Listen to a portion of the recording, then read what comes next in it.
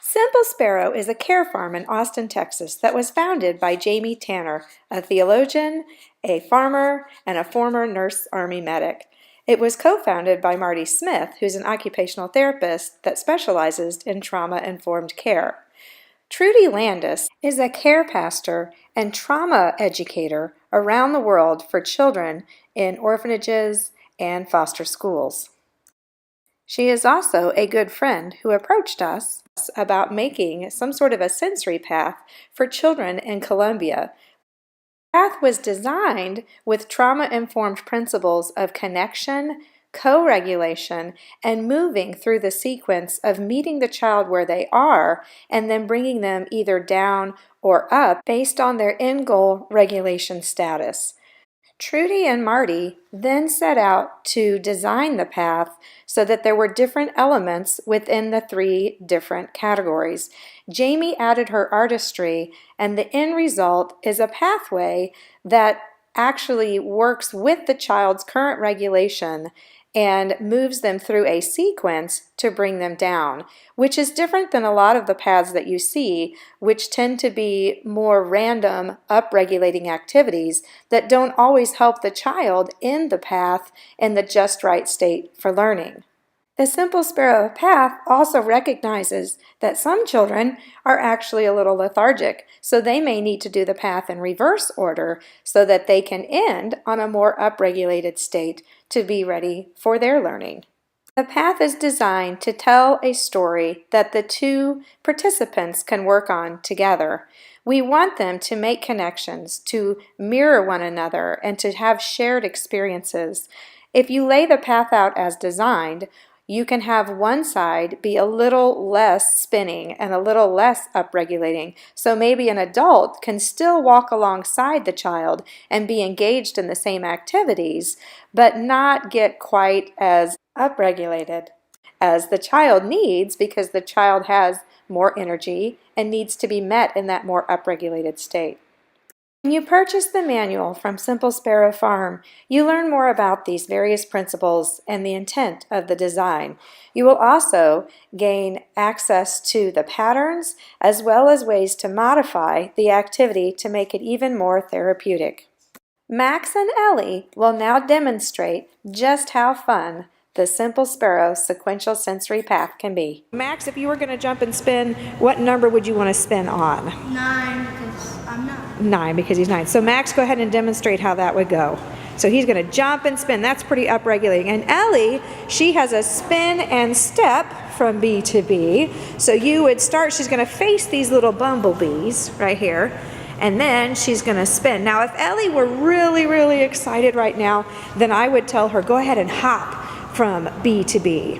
There you go. So she could hop, and now she's really matching her upregulated energy. And let's say Max, he's not really quite so upregulated, and we're trying to bring him down so he can just step on those sunflowers, or he could go through them a little bit slower. We could also do bean bags, and in the manual we have lots of other activities. So the idea here is just to kind of play with them where they are and get them to get excited and match that energy level. So guys, go ahead, however you want to do it. If you're feeling really excited, then jump it.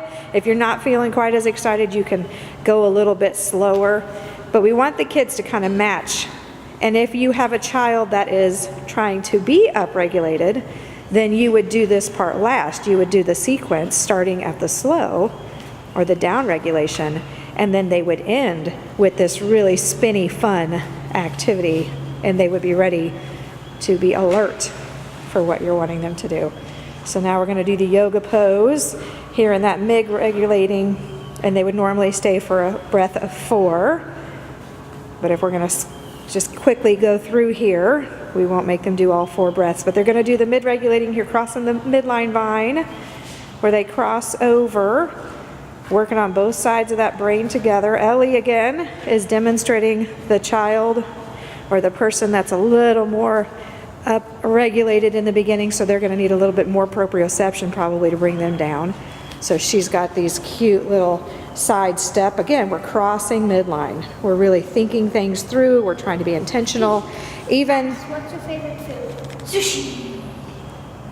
and she told us our favorite color. So again, we're bringing in cognition as we come down this path. making them start to think a little bit, start to talk. Their motor planning, walking like a penguin would go on this log. Max is going to tell us he's 9. Ellie's going to do a little more wall push. Again, we're moving into that down-regulated side here. And still working to foster even more connection as we end the path. And if you have a child that is kind of lethargic and we need to kind of up their regulation a little bit, then sometimes we could start in this area. And this is the cute little butterfly where they are doing a copy me.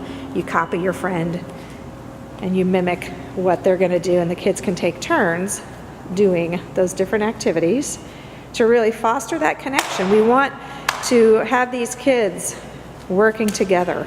Very well done.